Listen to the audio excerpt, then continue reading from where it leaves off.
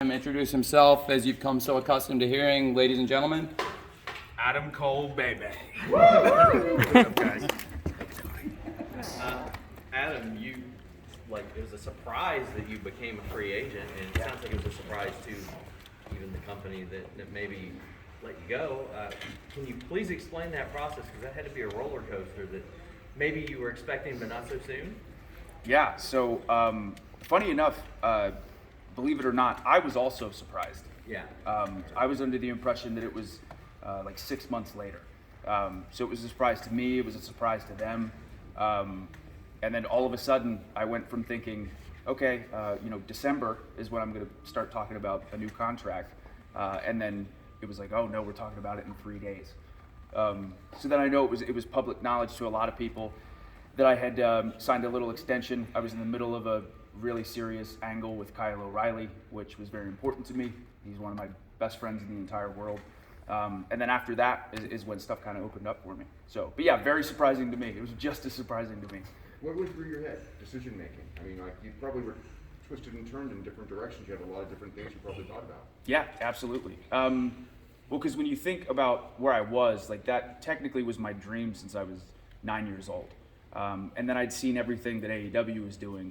I'd been here countless times to support Britt and hang out with the crew, and it's just the best crew. The shows are amazing, the fans are amazing, but at the same time, I had really built a reputation for myself there as well. But I knew in my heart pretty early on that I wanted to come here, and it was no knock whatsoever on them. I had a very excellent 4-year experience, but I wanted to come back and work with a crew who I love being around 24/7, a crew that is just as passionate about pro wrestling as I am, and fans that feel the exact same way that we do. So making the decision was a fairly easy one. Adam, you made a huge statement tonight. What is the message that you're hoping the pro wrestling community receives from tonight? I hope they realize that I'm just getting started.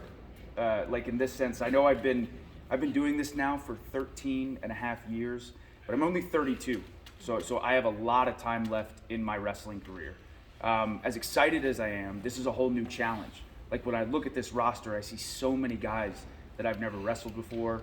I see a whole crew of fans who are ready and excited for these awesome matches. I'm ready to show them that I'm going to deliver. In every sense of the word, I'm going to deliver. And more importantly, I am so excited to do so. Adam, it was reported before you left WWE you'd had a talk with Vince McMahon. How did that go, and how different is it talking to Vince as it is talking to Tony? Yeah. The talk went great. We had a really, really good conversation about a lot of different things, but the actual conversation itself was awesome. I had no bad experience with him whatsoever. He is an intimidating man that definitely commands respect in a lot of ways, but the experience itself was totally fine.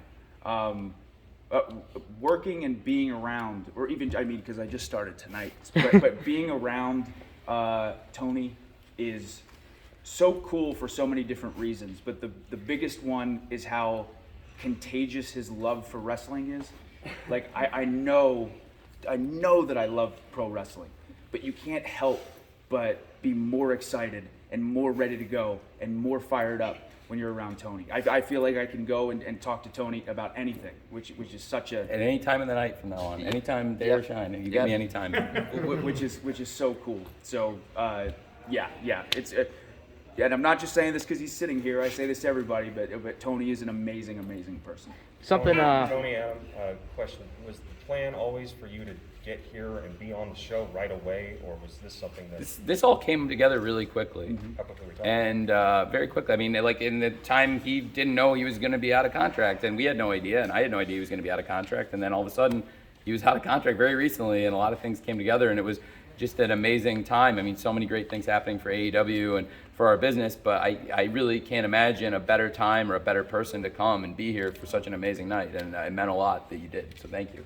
Thank you. Adam, you talked about being in the business for like 13 years, and obviously you had a journey. 13 and a half. Oh, damn. But anyways, you talked just from the past company and the other promotions you've been with and on the independent scene, something AEW's done is a lot like flex your creative muscles a little bit more. And when it comes to things, talk about what you're kind of looking forward to doing, that not that you were limited or didn't had any confines of certain things, but maybe opening up with some creative aspects a little bit, maybe that you weren't able to do in the past. Yeah, so this is really broad, but just having the option of having conversations about different ideas, like knowing that me and Tony, or me and Matt and Nick, and me and whoever can sit in a room and have a bunch of different ideas, and maybe one sticks, maybe one doesn't, but knowing that that line of communication is completely open. Naturally, I think a lot of times with creativity, people are afraid to say something because they don't want to sound stupid or they don't want to look stupid, and that doesn't exist here. So again, even if you have 3 horrible ideas, maybe that'll inspire an excellent idea, or someone else will come up with a different thought. So that is the part I'm really excited about. Cool. Adam, I Thank think you. I overheard you say that your family was texting you and they were so excited. What does this mean to your family? I mean, not just be with Britt, but to be here in AEW. Because I think you said your mom was texting you; she was real excited. Yeah, my mom and my brother. My mom is the only person that I've responded to so far, and it's not because I'm choosing to not, but because it's just been so crazy. But she lives in Pennsylvania, and my younger brother lives in Pennsylvania, and they wouldn't miss this for the world. And I don't know if I should be saying this. But part of why Britt is so amazing is Britt was the one who made sure that they got here. Oh, wow. Which is really, I have to give her credit for it. I have to. She was the one who made sure they got here. They've been at shows of mine for years now, like literally since I first started.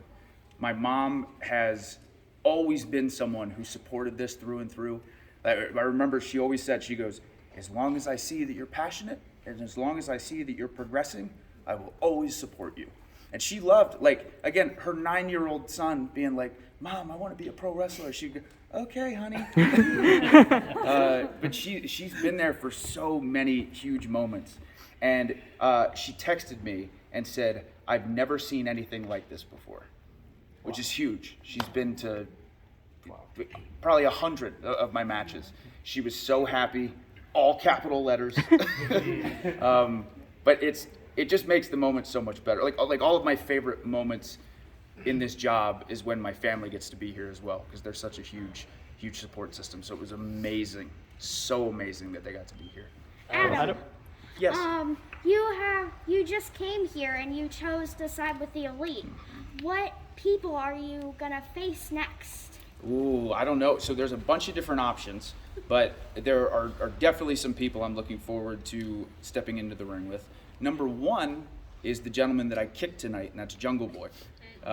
He is a incredibly talented young man with a huge future, and a guy I would love to kick in the face again.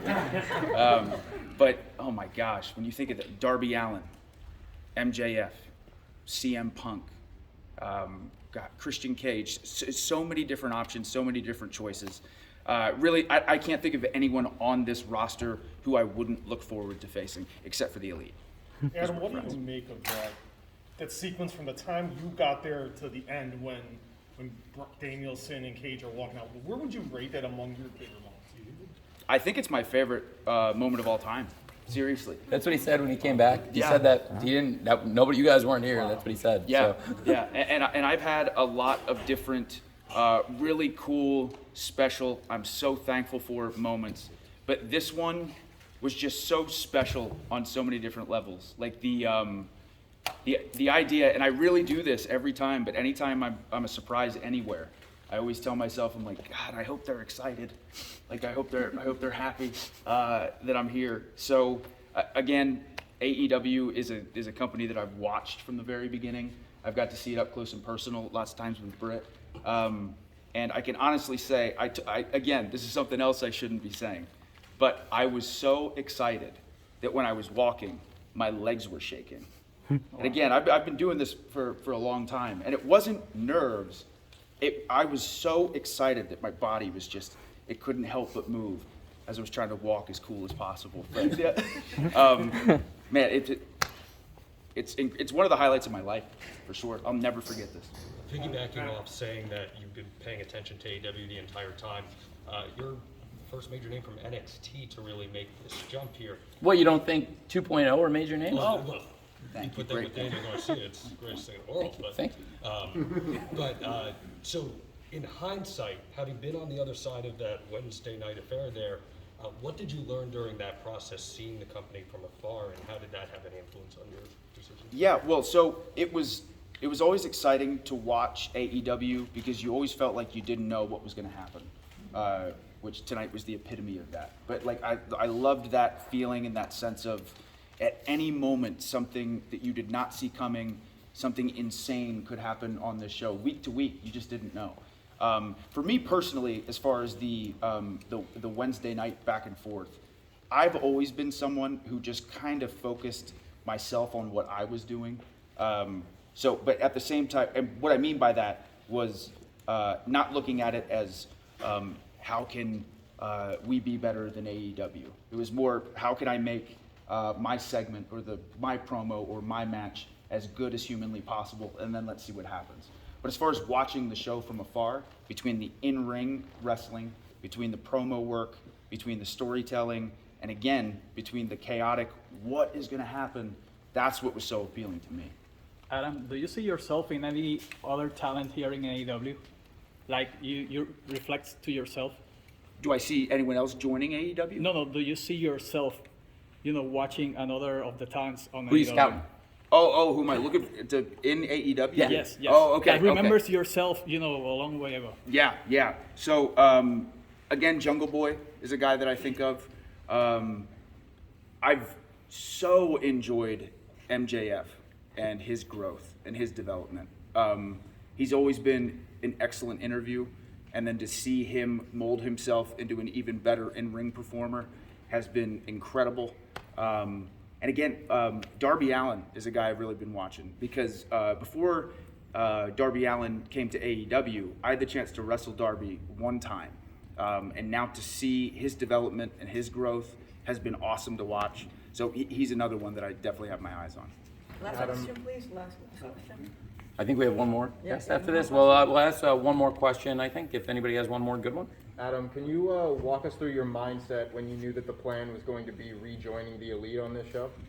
Yeah, God, again, most of it was just pure excitement. Like the older I've gotten, I've been better about enjoying the things that happen instead of, before I was so focused on every single step and, how I was going to get into the ring. And you still do those things, but it's more subconscious now. I knew tonight was going to be so special for so many different reasons that I told myself, I'm like, you have to just enjoy it. You have to just enjoy it. Of course, I was still shaking and so excited out there, but I did.